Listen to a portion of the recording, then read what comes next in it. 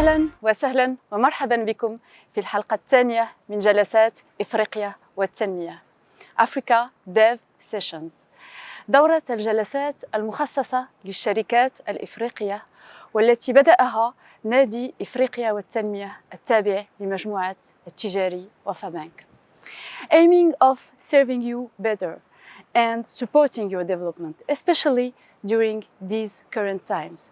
The topic chosen for this program tackles one of your major concerns.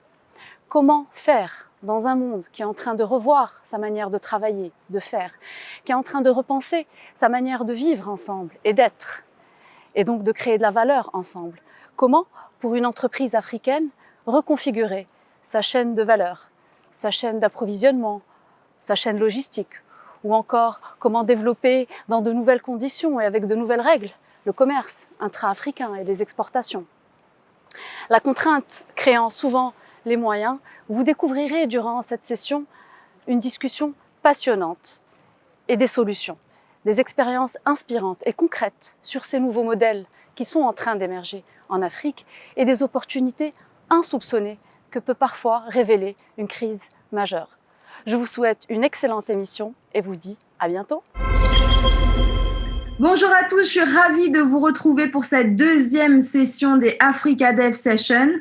Nous allons parler infrastructure et logistique aujourd'hui dans ce monde Covidé. Vous le savez, l'épidémie a quasiment mis en arrêt l'activité économique mondiale avec un effet domino sur les chaînes de valeur, avec les régions qui ont été touchées dans le monde les unes après les autres. Alors, on a vu les chaînes de valeur qui ont été impactées fortement à chaque niveau, des producteurs, des fournisseurs, des transformateurs, des transporteurs, des acheteurs, tous dispersés dans le monde et qui ont été finalement très dépendants les uns les autres et surtout des moyens logistiques qui nous ont tous reliés, que ce soit les avions, les bateaux, le train ou la voiture. Tout a été bouleversé et ou arrêté et ça a lancé, vous le savez, une réflexion générale sur les infrastructures et puis la logistique en fonction de ces contraintes sanitaires, de ces nouvelles contraintes sanitaires, mais aussi à plus long terme, ça a lancé une réflexion sur la proximité de ces chaînes de valeur qui devraient être un petit peu plus courtes et puis des distances moins importantes à parcourir et puis une réduction des coûts parce que ça va aussi avec ce nouveau monde Covidé. Alors, pour repenser les infrastructures, comment est-ce qu'on imagine maintenant les infrastructures, la logistique, le commerce africain dans ce nouveau monde Covid-19?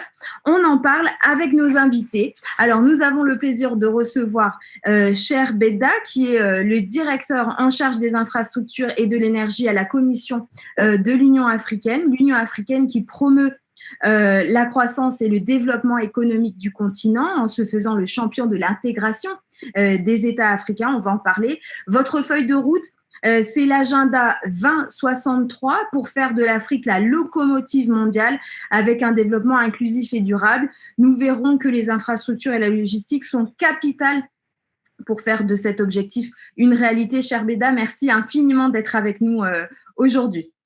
À vos côtés, nous avons Cyrus Ngo qui est à Douala. Vous êtes le directeur général du port autonome de Douala, le poumon économique du Cameroun, dont il assure 90% du trafic maritime national. Le port de Douala que vous dirigez accueille environ 3300 navires par an et ce port joue un rôle capital pour toute l'économie de l'Afrique centrale puisque c'est le seul accès maritime pour la Centrafrique et le Tchad qui sont deux pays d'Interland dont plus de 80% du volume de marchandises transite par le Cameroun, ce port de Douala. Nous verrons ensemble comment vous réussissez à transformer le port de Douala avec d'ambitieux projets malgré le Covid-19. Et puis, notre troisième invité, c'est Hervé Zongo. Vous êtes le directeur général de CMA-CGM Côte d'Ivoire. Vous nous rejoignez d'Abidjan. Alors, on connaît tous CMA-CGM, c'est le mastodonte du maritime qui dessert 420 ports commerciaux dans le monde et qui réalise plus de 30 milliards de dollars de chiffre d'affaires l'an dernier. Votre groupe opère en Côte d'Ivoire depuis 2002 et il compte sur place environ 180 collaborateurs. Vous nous expliquerez comment CMA-CGM parie sur le continent, sur l'Afrique, et comment CMA-CGM investit pour son développement économique. Alors, nous allons commencer par Cher Beda, pour entendre comment est-ce que l'Union africaine lance la deuxième phase du programme de développement des infrastructures africaines. Pour vous, finalement, le Covid-19 n'a fait que souligner l'urgence à avancer et à parier sur les infrastructures. Est-ce que vous avez des axes, des projets prioritaires dont vous voulez nous parler? Merci, Madame Youssoufa. Merci pour cette opportunité d'échanger sur cette question centrale aujourd'hui pour le continent. Comment revivre l'engouement qui a été toujours enregistré pour le développement des infrastructures dans ce post-Covid période.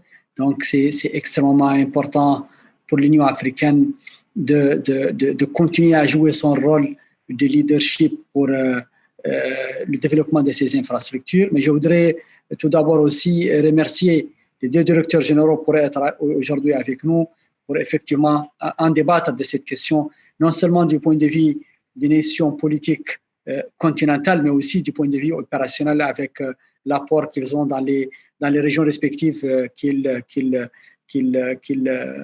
lesquelles ils opèrent avec brio.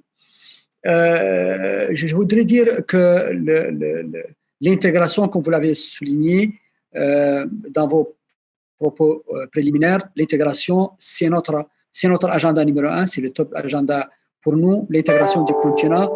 Cette intégration du continent ne peut être exécutée et ne peut voir le jour qu'à travers une intégration physique. Une intégration physique qui est aussi une intégration intelligente. Parce qu'aujourd'hui, ce sont les corridors intelligents qui font l'intégration entre deux communautés économiques régionales ou bien entre de continent à continent.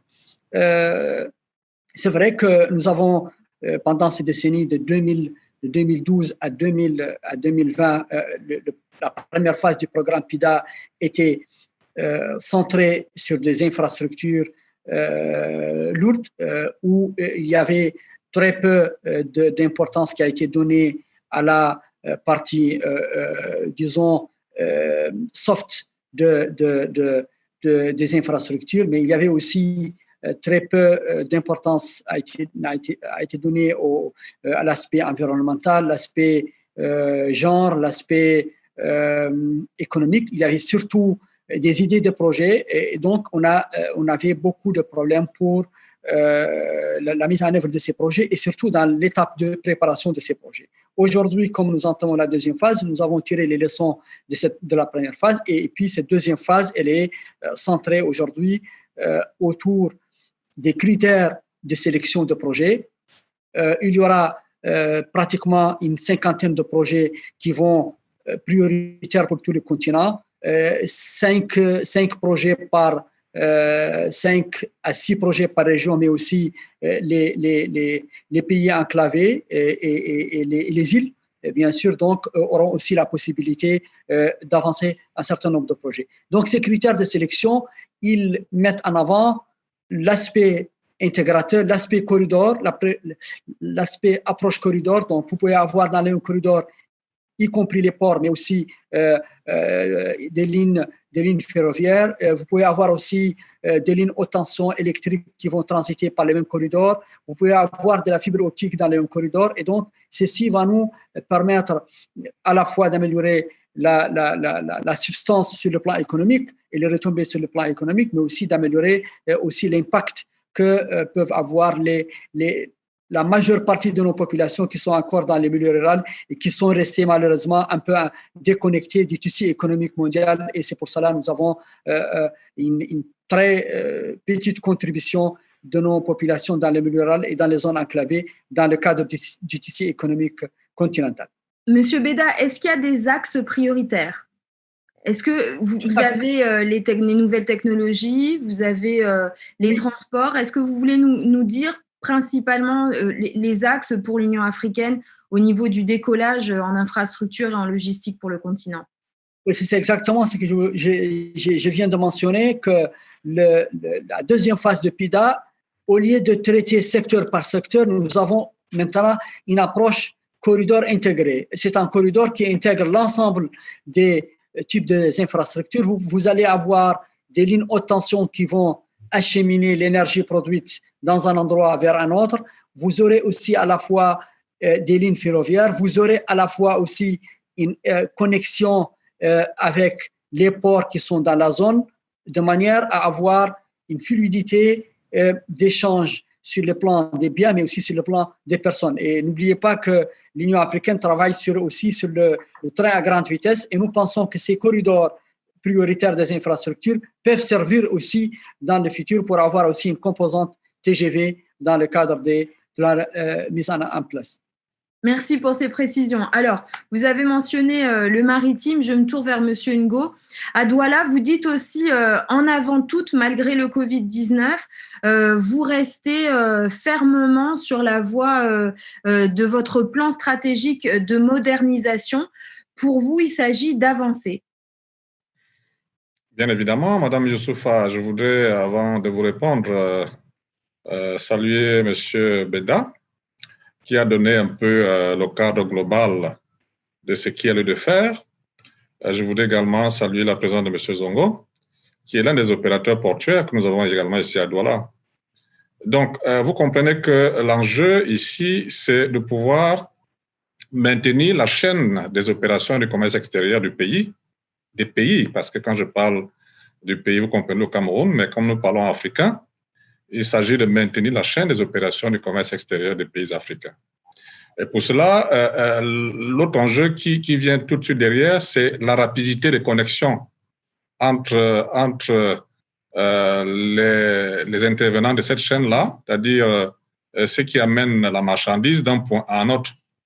Et à cet égard-là, vous comprenez très bien le discours que tient M. Beda quand il parle de raccourcir les distances entre les pays à travers tous les moyens de transport qu'il a évoqués. S'agissant donc du port de Douala, c'est le même enjeu, parce qu'en même temps, nous avons le besoin d'acheminer les marchandises à travers le territoire camerounais, vous avez parlé de 90%, c'est un peu plus que ça d'ailleurs. Nous avons également, d'autre côté, le besoin d'alimenter les pays voisins, RCA et puis Tchad, qui dépendent quasiment à 80-85% du trafic qui passe par Douala. Et donc, notre souci aujourd'hui, c'est de faire en sorte que l'existant soit amélioré, de telle sorte que nous puissions améliorer nos capacités d'accueil des navires et puis de manutention de la marchandise. C'est pour cela que notre programme d'investissement, malgré le ralentissement que cela a connu du fait notamment de cette pandémie, nous avons tenu à le maintenir et avancer. Et je voudrais d'ailleurs en profiter pour dire à vous, Madame Youssoufa, qui êtes du groupe Attijari Wafa. Non, je n'ai pas cette chance, je suis journaliste, mais c'est Attijari Wafa Bank qui nous accueille. Bon. Pour vous dire que la perception de cette affaire du Covid est différente à travers le monde. Nous, au Cameroun, par exemple, nous vivons normalement, c'est-à-dire que les retards que connaissent nos projets, notamment les financements qui tardent à venir, procèdent des faits extérieurs. Parce que nous, au Cameroun, nous n'avons pas arrêté l'activité. Nous avons pris des dispositions pour vivre avec le Covid, tout en étant conscients des risques que cette maladie faisait courir aux personnes. Mais nous avons pris des dispositions pour que toute l'activité, à la fois commerciale, logistique, etc., puisse se maintenir de la même façon que les projets que nous avons entamés se poursuivent. Les ralentissements que nous avons eus dans la négociation, dans l'achèvement des dossiers, des projets, procédaient justement de ceux-là qui sont nos partenaires, mais qui vivent à l'étranger. Mais ceux qui ont réussi à rester au Cameroun n'ont pas arrêté le chantier et les travaux se poursuivent. En résumé, c'est pour dire que nous, au port de Douala, nous maintenons la dynamique de transformation que nous avons engagée, à la fois pour améliorer notre capacité d'accueil des navires, mais également pour faire en sorte que nous puissions également manutentionner le plus de marchandises possible. Et nous souhaitons que tous ceux qui nous écoutent puissent comprendre que, certes, la maladie, la pandémie, c'est un risque important pour les êtres humains que nous sommes, mais nous avons la capacité de prendre des dispositions pour que la chaîne des opérations de commerce extérieur ne s'arrête pas, parce que l'impact direct sur la vie des gens est immédiat. Parce que si vous arrêtez le port 1 heure, vous le ressentez tout de suite sur le panier de la ménagère. Il y a une énorme responsabilité pour vous, c'est-à-dire qu'il s'agit de continuer à travailler en intégrant ces contraintes sanitaires et il faut absolument avancer, c'est l'impératif. Absolument. Et c'est pour cela que j'apprécie le propos de M. Beda qui a évoqué la nécessité d'intégrer de plus en plus le virtuel, notamment en ce qui concerne les procédures, parce que nous savons que les procédures font interagir les êtres humains. Et donc, si on intègre le plus possible le virtuel avec la dématérialisation, qui permet de réduire les contacts entre les personnes, ce serait une bonne chose. Nous avons également, avec la construction des infrastructures, parce que c'est l'un des grands défis en Afrique, qui fait en sorte que les contacts physiques vont se réduire au maximum parce que nous aurons le train, nous aurons des camions, nous aurons des routes bien construites. Ça va réduire les distances entre les villes, entre les pays, et ça va permettre de gérer la problématique de la diffusion des maladies sous forme de pandémie. Monsieur Zongo, pour CMA-CGM, c'est la même conclusion d'ailleurs, l'importance du virtuel, l'importance du paperless en bon français, c'est-à-dire la digitalisation. Ça a accéléré finalement pour vous comme pour d'autres entreprises le saut vers le virtuel. Vous pouvez nous en parler ? Oui, merci beaucoup et merci à tous. Au niveau mondial, la COVID est venue accélérer les projets de transformation des compagnies maritimes. Les défis étaient énormes car l'échange BL reste quand même un document de transaction financière et ne peut être dématérialisé en un claquement de doigts. Aujourd'hui, le BL est utilisé comme un document de tierce détention. C'est aussi utilisé comme un crédit documentaire. Et donc, il fallait qu'on aille très vite et que nous fassions attention aussi parce que c'est synonyme de transactions financières très importantes et nous ne pouvons pas faire autrement. Je vous interromps. Qu'est-ce que c'est que le BL ? Le BL, c'est le document d'échange entre l'expéditeur et le destinataire qui s'appelle Bill of Lading. Donc, c'est un document de transaction qui garantit la propriété de la marchandise et qui est parfois échangé au niveau bancaire. Donc, alors, ce qu'on n'imaginait pas quand on vous écoute, c'est qu'en fait, ce document était papier et qu'avec la pandémie, vous avez accéléré la modernisation de cette procédure pour la transformer en procédure digitale. Voilà. Et il y avait des essais, ils n'étaient pas encore généralisés, mais dès qu'il y a eu la COVID, il y a eu une forte avancée des compagnies maritimes, particulièrement chez CMA-CGM, et où on a voulu prendre en compte les risques financiers que ça pouvait avoir. Donc, concrètement, au niveau de la CMA-CGM que je connais, un client peut désormais demander sa cotation en ligne, faire son booking, récupérer son conteneur sur un terminal, l'emporter, le faire embarquer depuis n'importe quel port, recevoir ses documents et organiser jusqu'à l'entreposage au port de destination en restant dans son bureau ou dans sa maison. C'est une vraie révolution pour ceux qui connaissent notre secteur, que l'on dit souvent très traditionnel. Cela demande même de l'accompagnement et du changement tant à l'interne qu'au niveau organisationnel. Mais dans l'ensemble, nous avons pu satisfaire 100% de nos clients. En Afrique, avec le développement des plateformes mobiles que nous suivons et des services financiers en cours, nous pensons que l'adaptation sera encore plus rapide suite à la COVID. Nous réfléchissons à la mise en place de bornes d'échange digitales qui pourront permettre aux clients de gagner du temps et ne passant plus par la case armateur, sauf en cas de litige ou de claim où nous répondrons bien sûr présent, ça ne sera pas la disparition de nos agences, si je veux parler. La logistique, autrement, ça tombe bien. À CMA CGM, la vision de notre groupe, c'est Shipping the Future.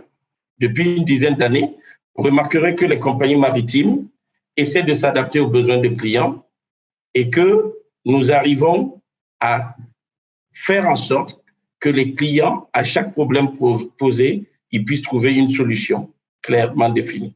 Pour vous, ce qui est intéressant dans ce qu'on entend, c'est finalement cette crise est aussi une opportunité. Pour CMA CGM, c'est accélérer la transformation. Ce que je relevais aussi dans le propos de M. Beda, c'était l'idée de corridor.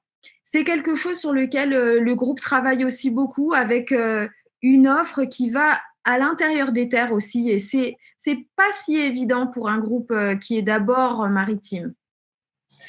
Vous avez raison, parce que de plus en plus, on va dire depuis une dizaine d'années, on assiste un peu à une verticalisation dans notre industrie et vous commencez à voir que nous allons de moins en moins parler en silo, donc d'acteurs logistiques, transitaires, manutentionnaires, et entreposeurs, armateurs, et nous allons aller vers une approche plus globale où l'armateur devient un véritable logisticien qui s'occupe de la supply chain du client et qui peut lui offrir un service de bout en bout. Et ça a vraiment été une très forte accélération parce que si vous regardez, aujourd'hui, le groupe CMA-CGM a pu, grâce à une intégration de son cycle de transport, ouvrir des corridors sur le Burkina Faso pour les pays que je connais, sur le Niger et aussi sur le Tchad et à travers le Cameroun.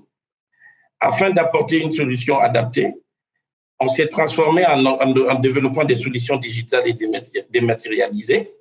Et aujourd'hui, avec le rachat de Seva Logistique, qui est un des commissionnaires en transport, un des plus grands commissionnaires en transport dans le monde, le groupe CMA-CGM aujourd'hui est capable de répondre à toute la supply chain du client et de dire au client, au lieu d'avoir plusieurs silos et plusieurs ruptures de charge, nous pourrons être capables, grâce à nos filiales CMA-CGM Inland Service et à notre filiale Seva Logistique qui s'implante fortement en Afrique, vous offrir des solutions d'entreposage, vous offrir des solutions de transport terrestre multimodal, pareil, et pour faire en sorte que, en cas de blocage, vous ayez un seul interlocuteur. Merci, Monsieur Zongo. Monsieur Ngo, quand j'écoute CMA-CGM, je pense aussi au port de Douala parce que dans votre transformation, vous prenez de nouveaux métiers ou vous les reprenez si on regarde l'histoire du port. Mais en tout cas, il y a la question du dragage, il y a la question aussi des containers. Vous développez une offre telle que l'a expliqué Monsieur Zongo, qui est plus extensive, plus importante et en tout cas qui permet d'avoir plus de contrôle aussi sur l'ensemble de l'activité du port. Vous pouvez nous expliquer pourquoi est-ce que ça fait sens financièrement pour le port de Douala? Oui, avant de répondre directement à votre question, je voudrais rebondir sur l'intervention de M. Zongo qui parle directement. Parce qu'il faut comprendre que dans un port, il y a plusieurs métiers. C'est pour ça qu'on parle de l'industrie portuaire. L'un des éléments qui était susceptible de créer des contacts, c'était justement le déplacement des BL, Build of Loading, qui est une espèce de contrat entre le chargeur qui a le navire, et puis, l'armateur qui a le navire, et puis le chargeur qui a commandé la marchandise. Alors, ce que nous avons fait au port, dans le sens de la digitalisation, c'est justement de réduire les 120 000 factures qu'on a adressées à chaque chargeur, parce qu'il faut comprendre que dans un navire, il y a plusieurs personnes qui ont fait embarquer leurs marchandises. On les appelle les chargeurs. Alors, dans ce navire, l'ensemble des marchandises est répertorié dans le BL, comme a dit M. Zongo. Et c'est ce BL qui, arrivé au port, est éclaté pour que le port, à son tour, adresse une facture à chaque chargeur. Alors, ce que nous avons fait, c'est que au lieu de traiter 120 000 usagers, par exemple, nous les avons réduits de 120 à 200 personnes en faisant en sorte qu'il y ait des grands comptes. Les grands comptes, c'est les consignataires qui, au lieu que ce soit le port qui soit l'interlocuteur de 120 usagers, les consignataires vont se charger de délivrer les factures aux chargeurs. Vous voyez bien que de 120 personnes qui devaient interagir entre elles avec le port, aujourd'hui, nous le réduisons à 2500.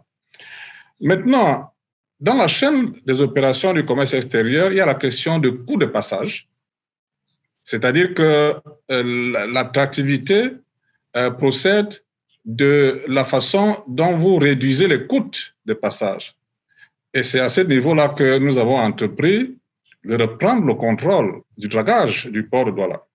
Parce que notre port, c'est un port d'estuaire, et pour que les bateaux puissent accéder en toute sécurité, nous avons souvent donné des contrats très onéreux à des multinationales, et ça nous coûtait très cher.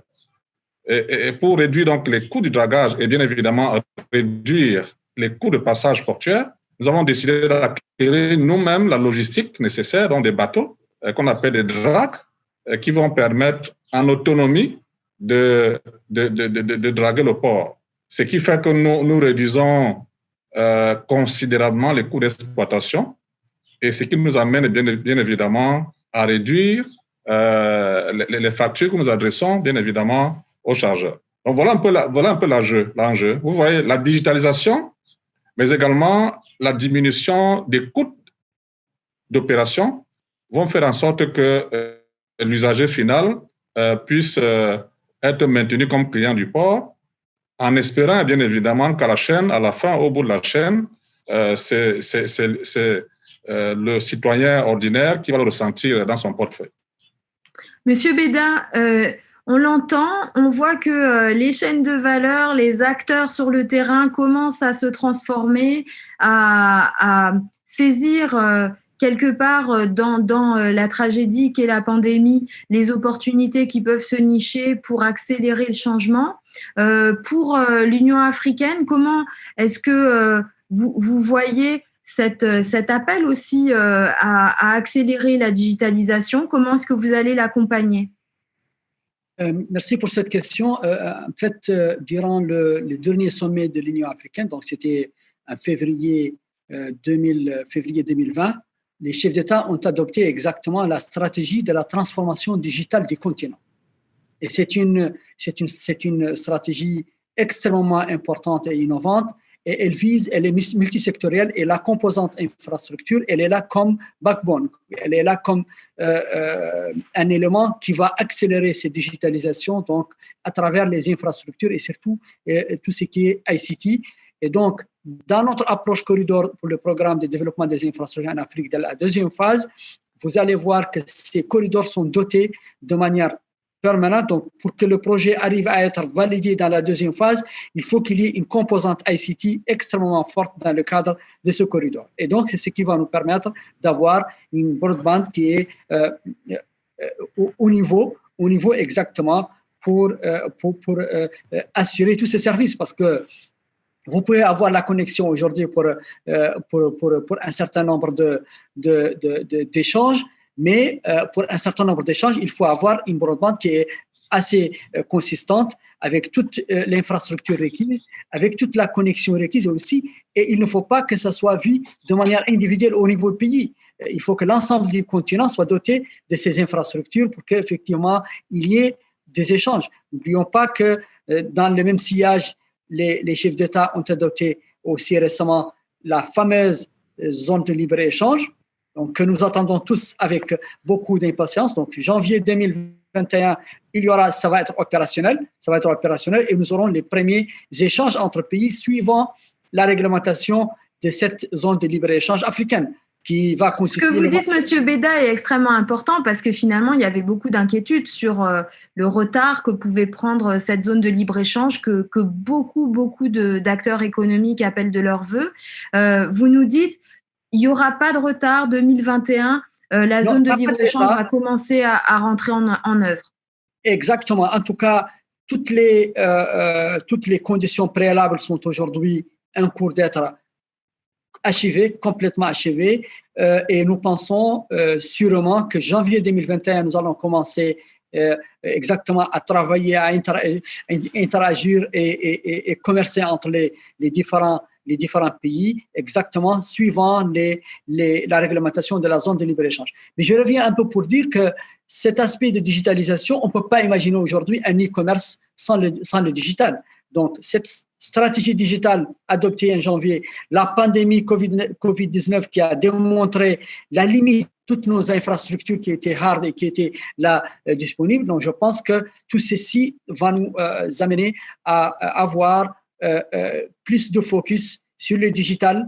C'est moins coûteux, c'est beaucoup de réunions virtuelles. Vous imaginez, je vous donne tout simplement un seul exemple, vous imaginez les sommes colossales payées par les entreprises, payées par les États pour assurer la participation dans le cadre des réunions avec d'autres pays ou des réunions au niveau continental ou international. Vous voyez aujourd'hui, toutes ces réunions, l'économie, il y a une économie énorme qui est assurée par les trésors publics au niveau de ces pays avec des réunions virtuelles comme la nôtre aujourd'hui. Et c'est quelque chose à assurer. Mais il faut avoir une infrastructure ICT très solide pour qu'effectivement on arrive à accompagner ce développement de manière générale du poste digital. Ça nous permet d'être dans la 4e révolution sans autant nécessairement passer par beaucoup d'étapes que d'autres continents ont fait preuve et parfois,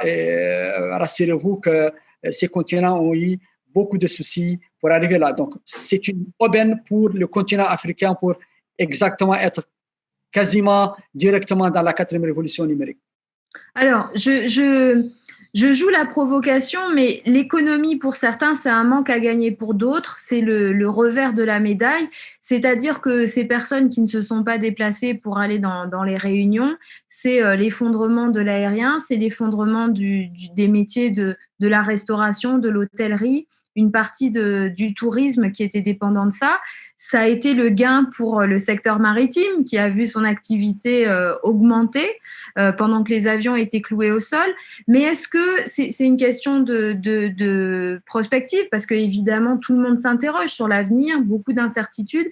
Est-ce que vous pensez que c'est finalement un ralentissement temporaire pour ces secteurs ou est-ce qu'il va falloir les repenser? C'est la question qui se pose parce que plus on avance dans l'épidémie, en tout cas pour l'Europe et les États-Unis, plus il y a des interrogations. On voit les compagnies aériennes comme Kenya Airways qui sont en difficulté, South African, Royal Air Maroc qui a été aussi impacté. Comment est-ce que ces secteurs qui sont très fortement impactés par cette accélération brutale de la révolution numérique, est-ce qu'à l'Union africaine, vous réfléchissez ou vous vous dites finalement ça va être un petit détour, mais on va quand même dans la bonne direction?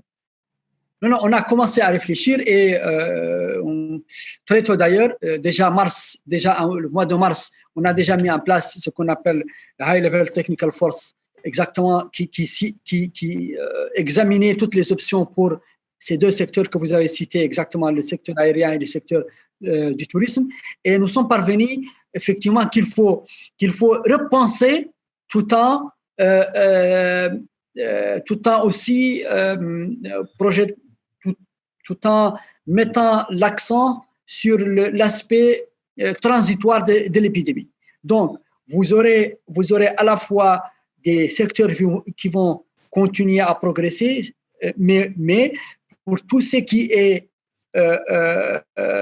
dépenses publiques qui a été dédié à un certain nombre de dépenses qui pourraient être, avec la digitalisation, améliorées et préservées, je pense que ce sont les deux aspects sur lesquels les gens aujourd'hui vont travailler. Vous ne pouvez pas imaginer un tourisme à distance. Il n'y a pas de tourisme à distance. Donc, nous allons continuer à avoir des touristes qui vont aller pour voir les grands parcs du Kenya. Donc, Kenya Airways va continuer à travailler, mais vous aurez très peu de fonctionnaires kenyans qui vont voyager en Europe pour tout simplement avoir une réunion pendant une journée ou deux et revenir. Donc voilà, donc les secteurs vont continuer à progresser, l'aérien va continuer à progresser. Certainement, nous avons aujourd'hui la difficulté qui est là pour renouveler cette confiance du citoyen simple à l'aérien avec le Covid. Donc ça, c'est un travail, mais c'est un travail qu'il faut faire sur une période très transitoire. Non? Sur un temps long, voilà. Et ce ne sera pas immédiat. Voilà. Sur le moyen terme et sur le long terme, vous allez continuer à avoir l'aérien promouvoir les services connexes tels que le tourisme et autres. Très bien. Merci, Monsieur Beda. Je me tourne vers vous, Monsieur Zongo, pour continuer sur l'aspect que vous avez évoqué, finalement, d'une transformation du secteur. Il y a quelque chose que Monsieur Ngo nous a expliqué, c'est qu'il y a beaucoup d'acteurs sur un port.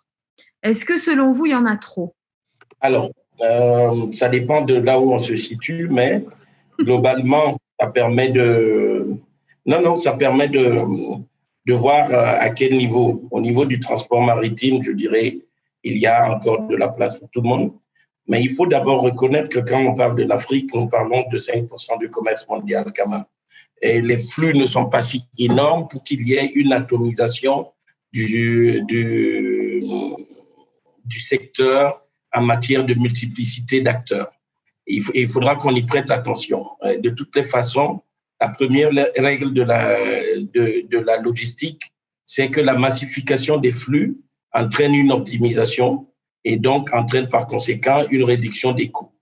Quand vous avez un groupe de personnes qui contractent avec une seule société de transport, cette société de transport peut, avec le même camion, faire 10, 20 livraisons dans la même journée. Quand ce groupe d'opérateurs économiques décide chacun de contracter avec son propre transporteur, on assiste maintenant à des immobilisations de camions et à des mauvaises rotations de camions et à une mauvaise rentabilité de camions. C'est pourquoi parfois on se prête à dire que les coûts logistiques au niveau des pays africains sont plus énormes que les coûts logistiques au niveau des pays développés. Et souvent, j'aime à le dire, je dis, un bateau de 23 000 TEU, donc le coût de transport d'un conteneur dans un bateau de 23 000 TEU et le coût de transport d'un bateau de 4 500 TEU qui dessert souvent l'Afrique ne peut pas être le même. Donc déjà, il faudra qu'on arrive à massifier les flux, à ce qu'il y ait plusieurs acteurs, mais il faut veiller aussi à ce qu'il n'y ait pas trop d'acteurs. C'est en ce sens que la professionnalisation des acteurs est très importante et des autorités portuaires comme le port de Douala ou le port d'Abidjan essaient d'encadrer cela pour que on ne voit pas une multiplicité d'acteurs qui vont juste venir contribuer à surenchérir les coûts logistiques. En fait, ce que vous expliquez, c'est que l'activité actuellement sur le continent ne justifie pas qu'il y ait un tel fourmillement d'acteurs, mais que, pour le coup, le consommateur paye cette quantité d'acteurs que vous voyez opérer. Et finalement, est-ce que cette période va permettre de recomposer les chaînes de valeur telles que l'Union africaine l'appelle de ses voeux? Est-ce que vous avez le sentiment qu'au niveau des acteurs publics, des acteurs politiques, des décideurs, il y a une prise de conscience, ou bien ça va se faire uniquement au sein même du secteur privé et finalement, la période l'un dans l'autre va forcer les transformations sans qu'il y ait nécessairement d'ailleurs d'intervention publique? Non, il faudra obligatoirement l'intervention publique et on le voit dans la politique portuaire. Aujourd'hui, on est en train de penser au port sec à l'extérieur de port pour utiliser au mieux le système de conteneurisation et permettre à ce que le conteneur aille directement vers le client. Et ces ports secs ne vont pas être gérés par une multitude d'acteurs, mais j'espère qu'on pourra de cette façon arriver à donner à des professionnels du métier ces concessions exclusives-là pour permettre à ce que les concessionnaires puissent travailler sur des offres de manière à réduire les coûts logistiques. je crois que la solution sera la bonne intelligence entre le privé et le public. Et on voit déjà des solutions, par exemple avec le port de Dakar, où les ports secs maintenant ont été attribués à des armateurs, à chaque armateur, et les armateurs gèrent les flux de leurs clients. Et au niveau du port de Douala et du Cameroun, vous voyez aujourd'hui la concession du port de Kribi a été donnée à un consortium CMA-CGM Bolloré. Donc, les situations de monopole sont en train de s'ouvrir et c'est une bonne chose. C'est une stratégie pour pouvoir amener les coûts à des niveaux acceptables et que pourront bénéficier les clients. Merci, Monsieur Ngo. Évidemment, je vous passe la parole parce que là, c'est quand même votre domaine. La discussion vous est un peu adressée. Est-ce que vous considérez aussi que c'est une discussion qui commence à venir ou que vous avez déjà d'ailleurs ou que vous envisagez? Oui, tout à fait. Ce qu'il dit est exact. C'est un peu l'évolution normale du secteur. Dans le secteur maritime, il a bien souligné, on observe une tendance à la massification des flux, c'est-à-dire que au lieu de charger un bateau tout petit, on peut faire charger un bateau plus grand qui contient beaucoup plus de conteneurs, ce qui fait que pour le chargeur, le coût de la logistique est réduit. Et de la même façon, dans la chaîne des opérations, vous voyez de plus en plus, il y a la concentration des activités qui fait en sorte que le chargeur soit en mesure de livrer le client à destination, ce qui fait que ça élimine sur le chemin de nombreux métiers qui étaient isolés. Et bien évidemment, comme l'objectif, c'est réduire les coûts d'opération, cette tendance à la concentration des activités fait en sorte qu'il n'y a plus beaucoup d'intervenants dans la chaîne de la logistique.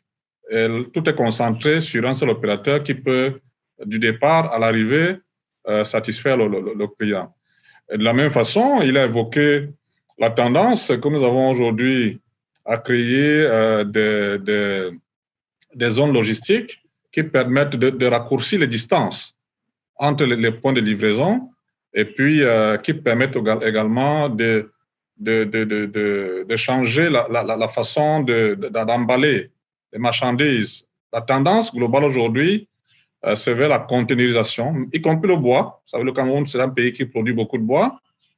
La méthode la plus usuelle est la méthode d'évacuation du bois en grume. Aujourd'hui, nous avons une tendance à la containerisation du bois. Au lieu de le charger nature dans les bateaux, nous le mettons dans des conteneurs. C'est une évolution qui est en train de prendre de l'ampleur. Et je crois que c'est dans cette direction-là que le changement, bien évidemment, risque d'intervenir. Bien évidemment, ce changement de procédé sera complété, et ça, c'est vraiment indispensable, par la digitalisation, comme vous l'avez évoqué, notamment ce qui concerne les procédures. Tout va se faire de façon électronique, y compris les paiements.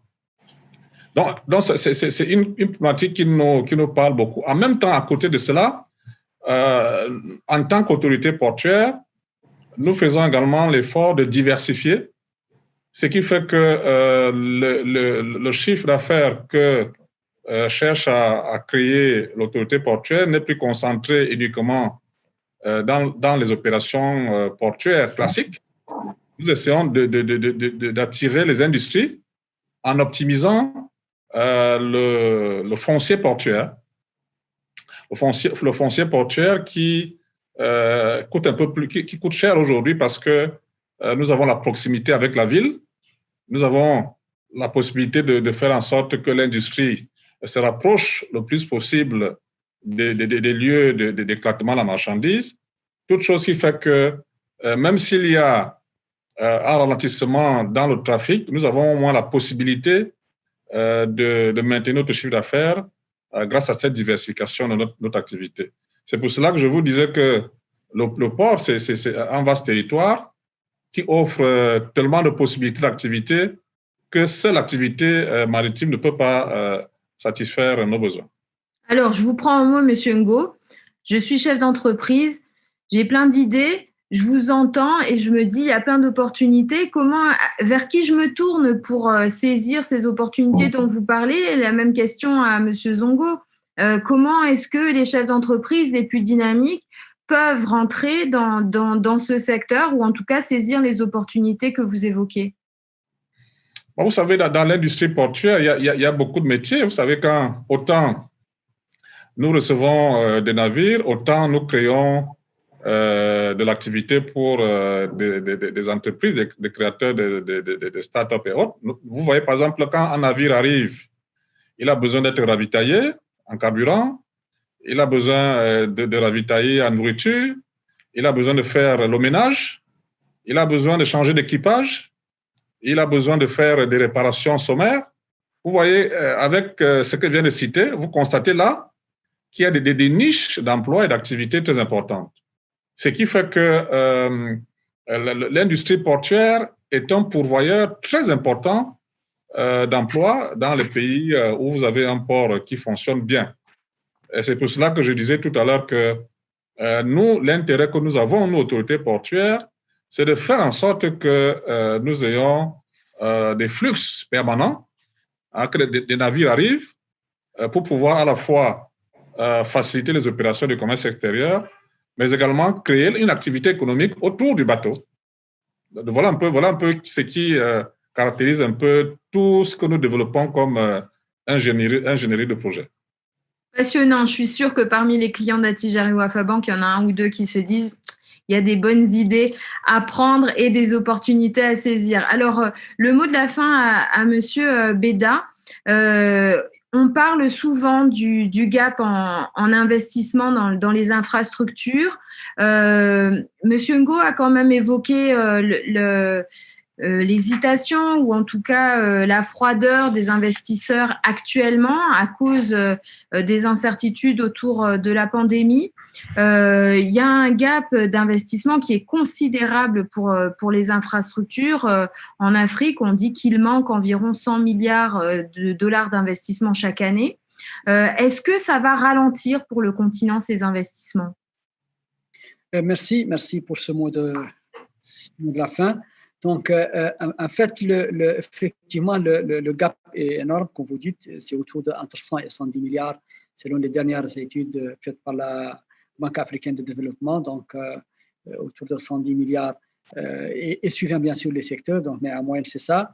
Nous pensons que dans le court terme, ce gap va s'accentuer un peu. Pourquoi? Parce que initialement, l'essentiel de ces projets a été toujours soutenu par des garanties souveraines au niveau des États. Ces garanties souveraines aujourd'hui vont aller dans la santé, dans le secteur de la santé, dans le secteur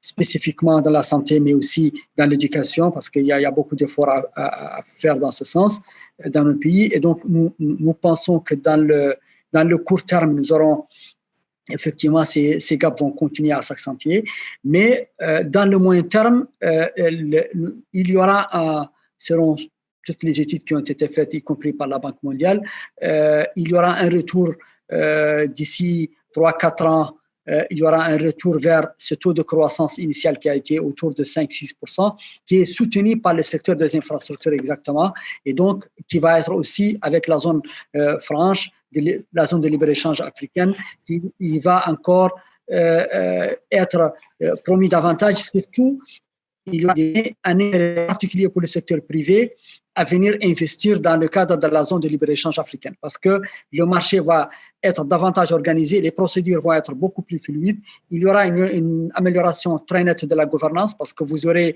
un commerce qui est plus ou moins interopéré par les différents pays, donc c'est ce qui va améliorer certainement la gouvernance de ces projets, y compris les appels d'offres, y compris les traitements, mais aussi le cadre légal des investissements au niveau de chaque pays. Et donc, ces gaps vont se voir réduire d'ici 5-6 ans au maximum. Et donc, nous allons certainement en 2026-2027 revenir un peu à cette cette fourchette de entre 90, 100 et 110 milliards, mais la décennie d'après et là, vers 2030, nous pensons que nous aurons davantage, nous aurons un peu moins de gap et ce gap va être autour de entre 40 et 50 milliards. C'est ça, en tout cas, les pronostics que nous disposons aujourd'hui. Merci infiniment, Monsieur Beda.